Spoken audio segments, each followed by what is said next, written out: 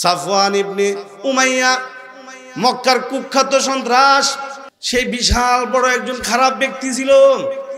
আপনার আমার নবী এতই দরদি যে নবীর কথা বইলা শেষ করা যাবে না।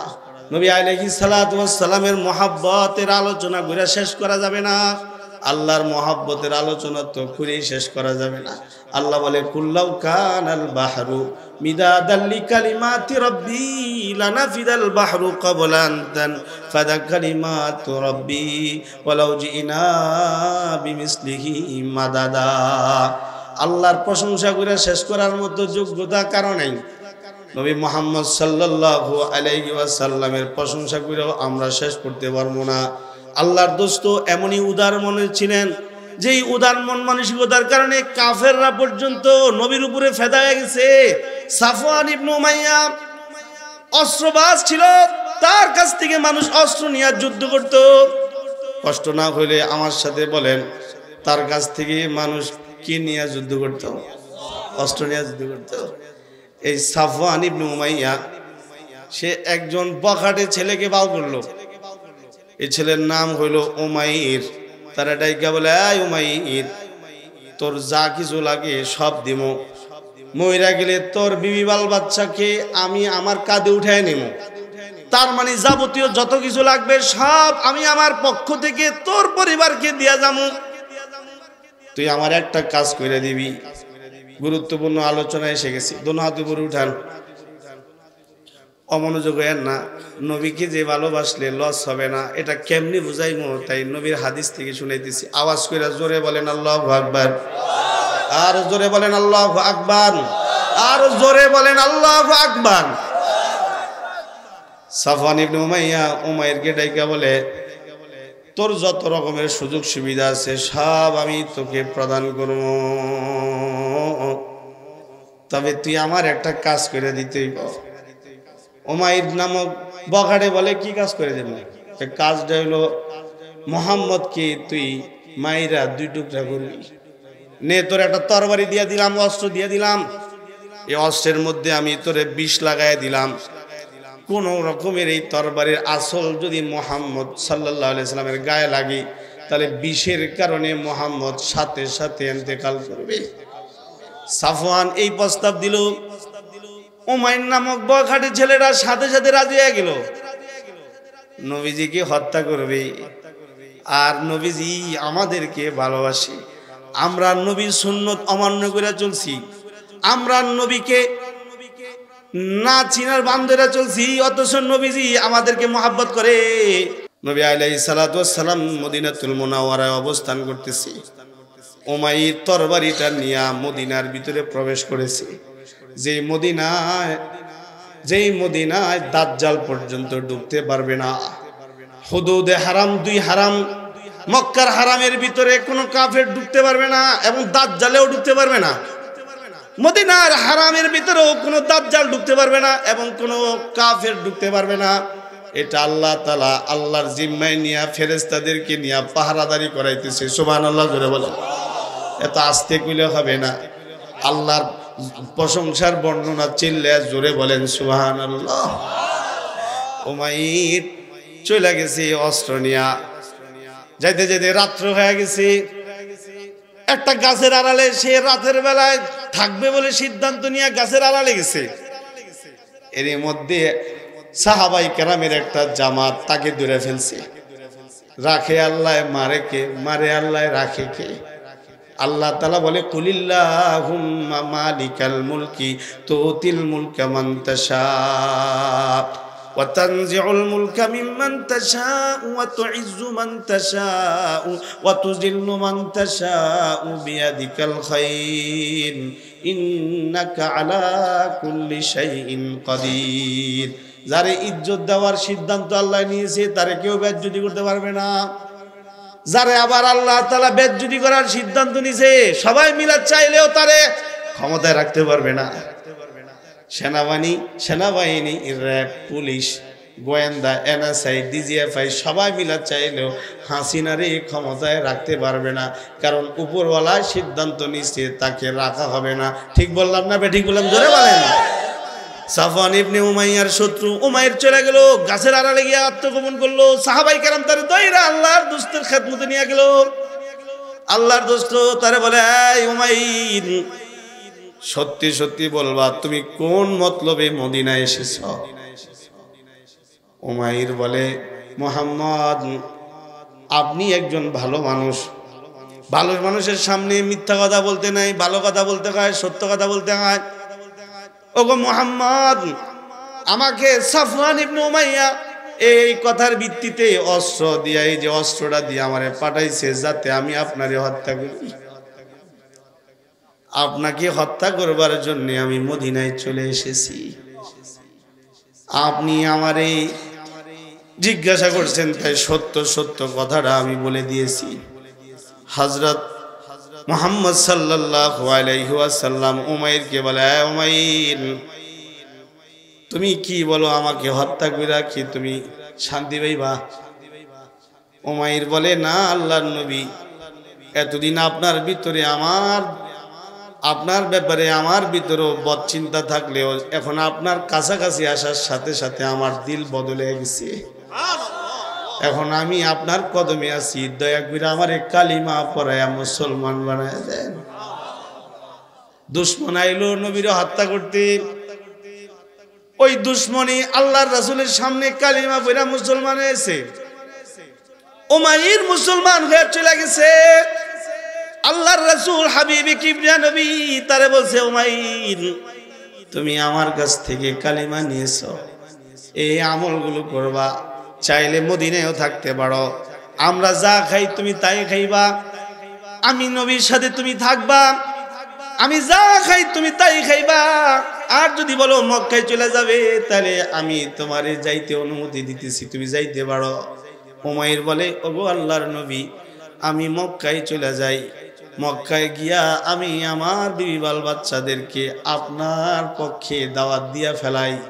রাসূলের কাছ থেকে সে বিদায় নিয়ে মক্কায় চলে আসলো।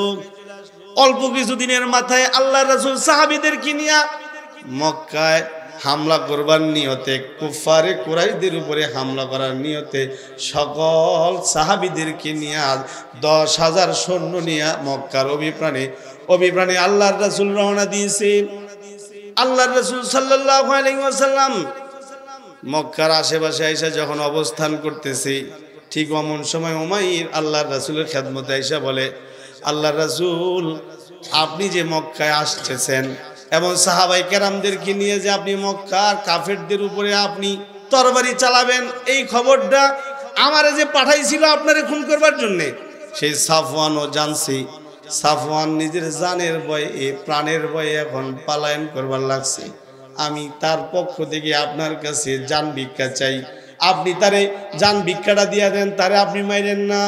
আল্লাহর রাসূল বলল, উমাইর, ঠিক আছে, আমি তোমার কথায় আমি তার জান ভিক্ষা দিয়ে দিলাম। অন্যদেরকেও মারামারি করলেও অস্ত্র সম্রাট যিনি সাফওয়ান ইবনে উমাইয়াকে মারা হবে না, কারণ তুমি আমার সাহাবী, তোমার কথার দাম আছে।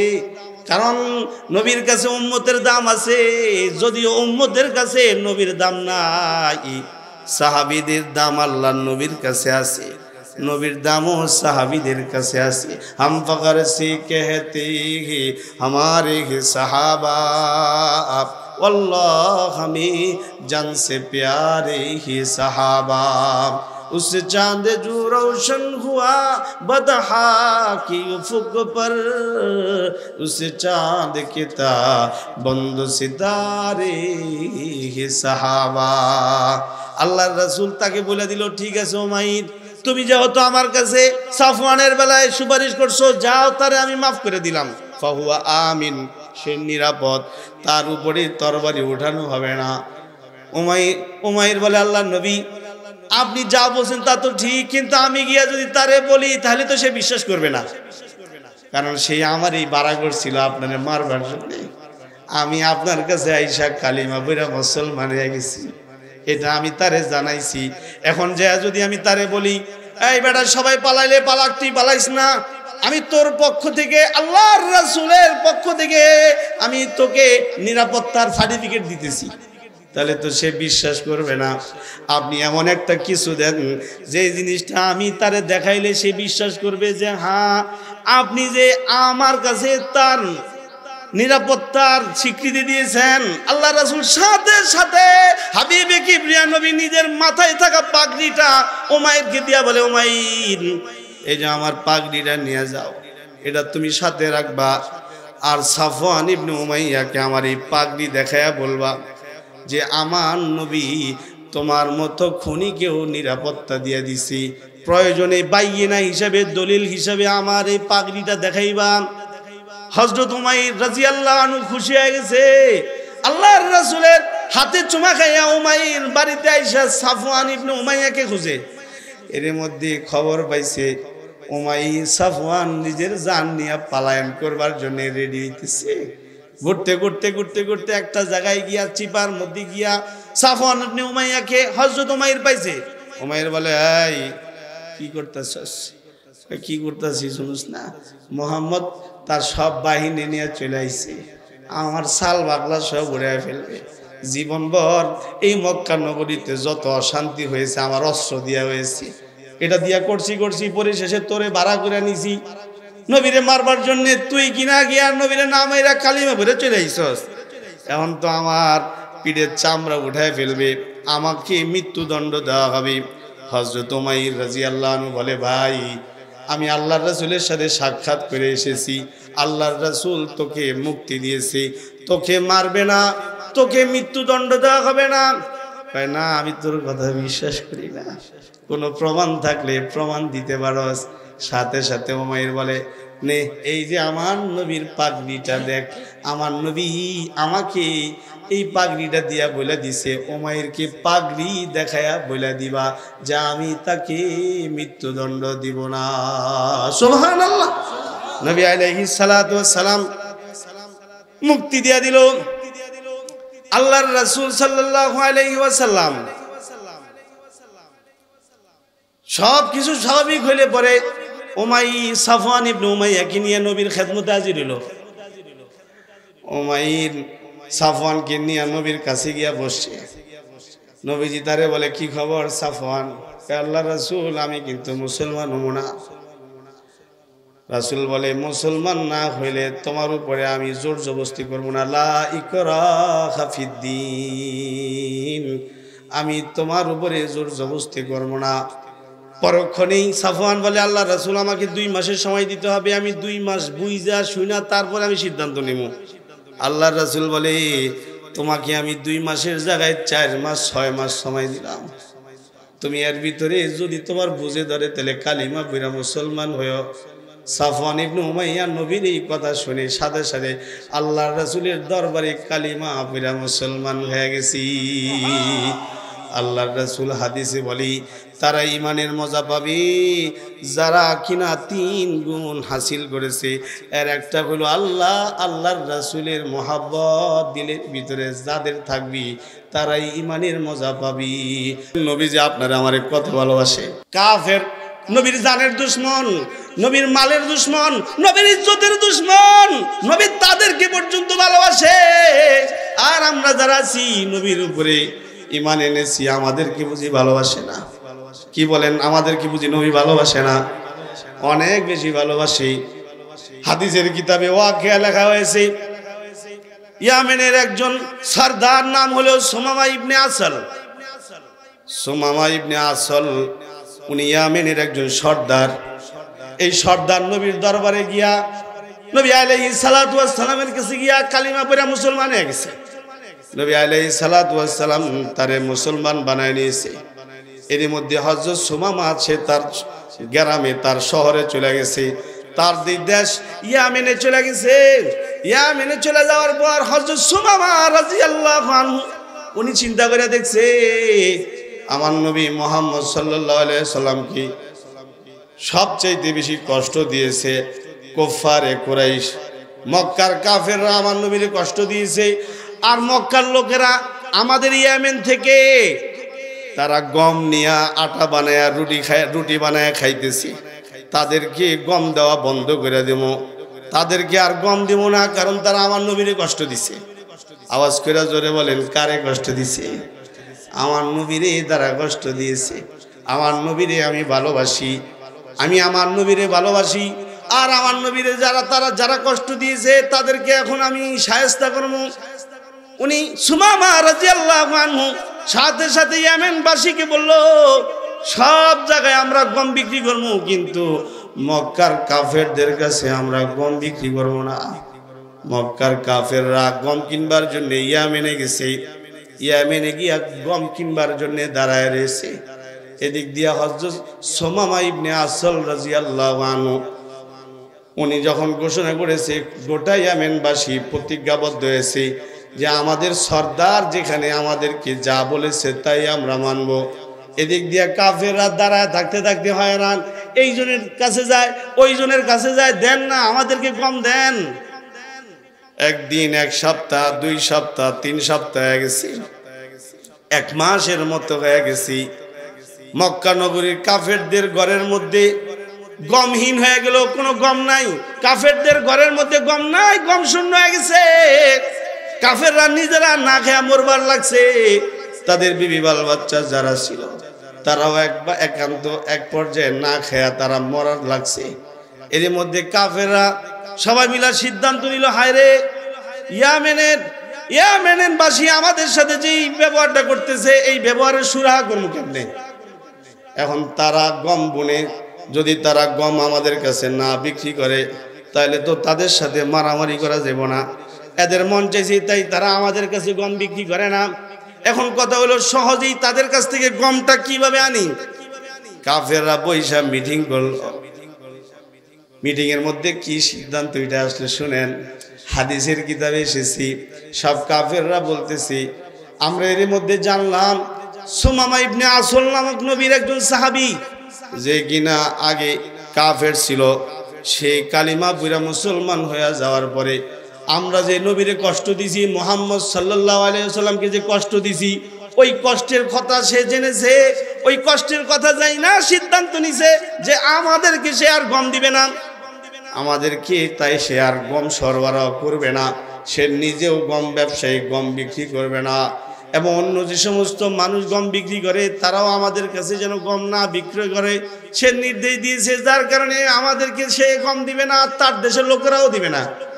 এখন এটার সমাধান একটাই আছে, আমাদের মধ্য থেকে 10 জনের একটা কাফেলা মদিনায় গিয়া মুহাম্মদ সাল্লাল্লাহু আলাইহি ওয়াসাল্লামকে বুঝায় বলবে, আপনার একজন অনুসারী ইয়ামেনে আছি, যে কিনা অনেক বড় ব্যবসায়ী, যে কিনা সারা পৃথিবীর লাইনে লাইনে বিভিন্ন লাইনে ব্যবসা করে, এবং আমরা মক্কাবাসীদের সাথেও ব্যবসা করে, গমের ব্যবসা করে। আজকে আমরা 1 মাস যাবত ওই ইয়ামেন থেকে গম আনতে চাই, কিন্তু আমরা পারতেছি না। সুমামা ইবনে আসল নামক আল্লাহর বান্দা আমাদের কাছে গম বিক্রি করতে নিষেধ করে দিছে। এর কারণ হলো, আমরাও আপনাকে শিয়াবে আবি তালিব, ওলামায়ে কেরাম বুঝবি, আল্লাহর রাসূলকে 3 বছর জেলখানায় রাখা হয়েছে। শুধু আল্লাহর রাসূলকে একা জেলখানা রাখা হয় নাই, নবীর আত্মীয় স্বজন, শুধুই নবীর আত্মীয় স্বজন যারা তারা না, নবীকে যারা সঙ্গ দিছে, এমনকি নবীর চাচা পর্যন্ত, অন্যদের সবাইকে শিয়াবে আবি তালিবে টানা 3 বছর আবদ্ধ করে কুফারে কুরাইশ রাখছিল।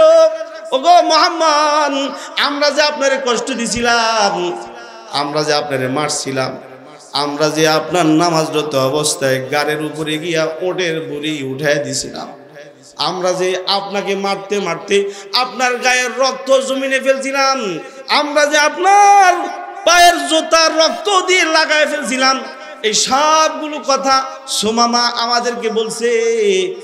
এখন আমরা এসে গেছি আপনার কাছে। এরা কারা গেছে? যারা নবীর দুশ্মন, নবীর জানের দুশ্মন, প্রাণের দুশ্মন, নবীর ইজ্জতের দুশ্মন। শুধুই নবীর ইজ্জত, নবীর আজমতের দুশ্মন ছিল না, আল্লাহ তাআলাকে এক বলে তারা মানতে রাজি না। তারা বলে আল্লাহ তাআলা তো আছে, তবে আল্লাহ তাআলার সাথে অন্যরাও আছে, নাউজুবিল্লাহ। আল্লাহর রাসূল কি গিয়া বলে, মুহাম্মদ যত কষ্ট দিয়েছি তা তো দিয়েই ফেলেছি, এখন যদি ইয়ামেন থেকে যদি গম না আনতে পারি তাহলে আমরা না খেয়ে মরব, আমাদের বিবি বাল বাচ্চারাও না খেয়ে মরবে, মক্কায় বিশাল দুর্ভিক্ষ দেখা দিবে, সব মানুষগুলো না খেয়ে মরে যাবে। আপনি একটু দয়া কইরা ইয়ামেনের সেই সুমামা ইবনে আসলকে একটু বলে দেন। আল্লাহর রাসূল বলে, সমস্যা নাই, আমি এক্ষুনি লোক পাঠাইয়া বলে দিতেছি যেন তোমাদেরকে আবার আগের ন্যায় গম সরবরাহ করি। আল্লাহু আকবার, জোরে বলেন আল্লাহু আকবার। তার মানে বুঝাইতে চাইলাম, মানুষদের মধ্য থেকে সবচাইতে বেশি আপনাকে আমাকে মহব্বত করেন কে? আল্লাহর রাসূল। সবচাইতে বেশি মানুষদের মধ্য থেকে সবচাইতে বেশি মহব্বত করেন কে? এই জন্য আল্লাহর রাসূল বলে, আল্লাহ তোমাদেরকে মহব্বত করে, এবার তোমাদের উচিত আল্লাহকেও মহব্বত করা। নবী তোমাদেরকে মহব্বত করে, তোমাদের উচিত নবীকে মহব্বত করা। খালি আল্লাহ আল্লাহর রাসূল মহব্বত করবে আর তোমরা আল্লাহ আল্লাহর রাসূলকে মহব্বত করবে না, এটা কোনোভাবেই হতে পারে না। নবীজি কাফেরদের মহব্বতও দিলে রেখেছি, কাফেরদের গম বন্ধ করে দিয়েছে। সুমামা ইবনে আসলকে লোক পাঠাইয়া বলছে, এই সুমামা, আমার দেশের মানুষ তারা গম পাইতেছে না, খাদ্য খাবারের সংকটে পড়ে গেছে, তারা অনেক কষ্টের মধ্যে আছে, তুমি গম বন্ধ করে দিও না। আমারে কষ্ট দিলে দিছে, আমি মাফ করে দিছি, তুমি আগের মতো মক্কাবাসীর জন্য গম পাঠায়া দাও। সুবহানাল্লাহ। তাহলে এই রাসূলকে ভালোবাসার দরকার আছে না নাই? এই আওয়াজ করে জোরে বলেন, এই নবীরে ভালোবাসার দরকার আছে না নাই? নবীরে ভালোবাসার দরকার আছে।